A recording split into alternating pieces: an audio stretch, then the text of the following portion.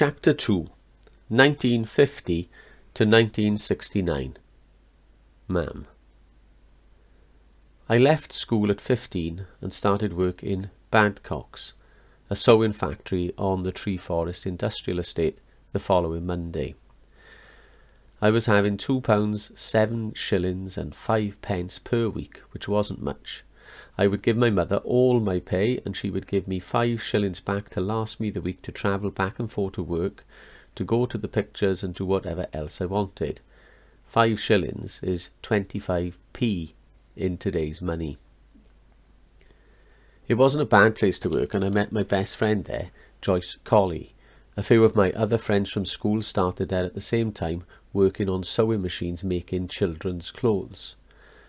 I worked there from the age of 15 until I was 20. We used to go dancing on a Tuesday down to the British Legion, down by the Dyffryn, and it cost £1 shilling to get in. We'd go there on a Saturday too, but sometimes we'd go up to the Corro, but at 1 and 6 that was more expensive.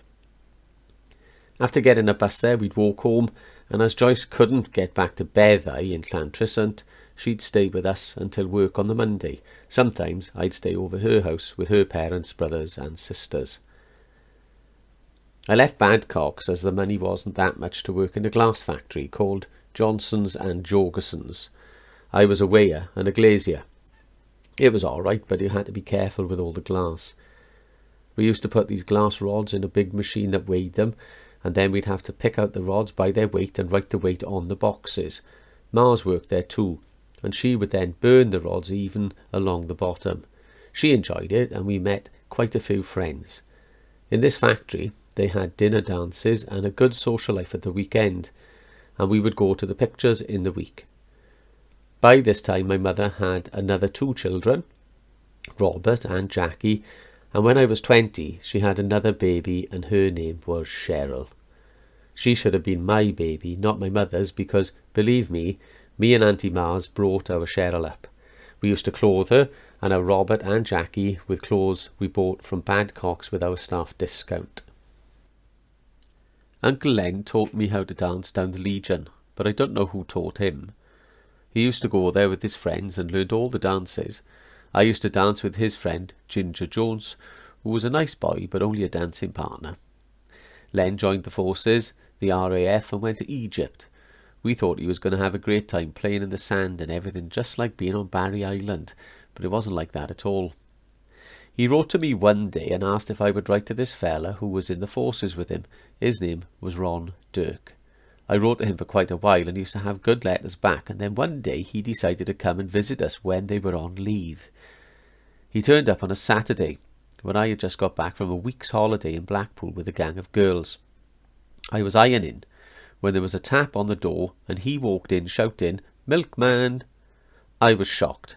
Mam could have been there on her own with baby Cheryl, so I played hell with him and told him that he should never just walk in like that.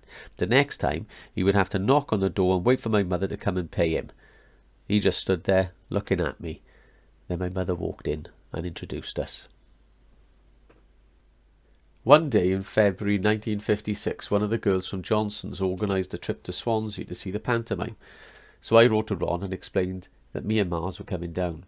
He met us and took us to 9 Weeg Road, which was then called Gustavus Row, to meet his mother and father, his brother Raymond, and 2 sisters, Beryl and Pauline. We had dinner there, and we stayed until it was time to go off to the panto. Ron came with us into town and then went off to play football. We enjoyed the panto and met Ron and his brother-in-law Derek afterwards.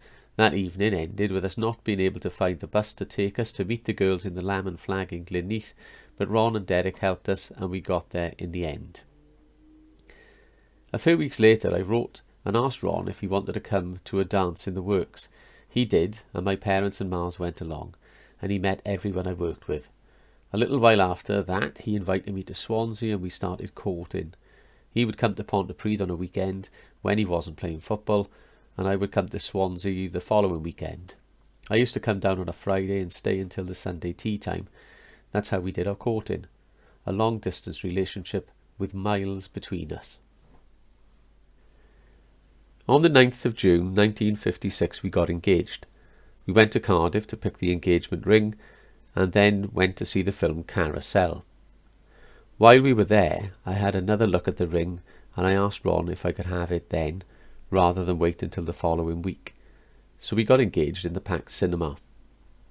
We told my family, and we all went out that night to the New Inn in Rydfelyn and decided we'd get married the following June.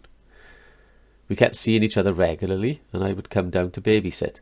I would look after Auntie Pauline and Jeff Dirk, John's youngest brother, so that Nana and Bamper, Auntie Winnie and Uncle Les could go down the mile. I must have been crackers, travelling all this way just to babysit. Ron's gran used to live at number 9 Weeg Road. And after she passed away, Ron's mother asked Trevor Gustavus, the landlord, if we could rent the house. He agreed, and so we thought we'd get married earlier, as I was paying my mother rent, Ron was paying his mother, and now we were paying rent for the new house too.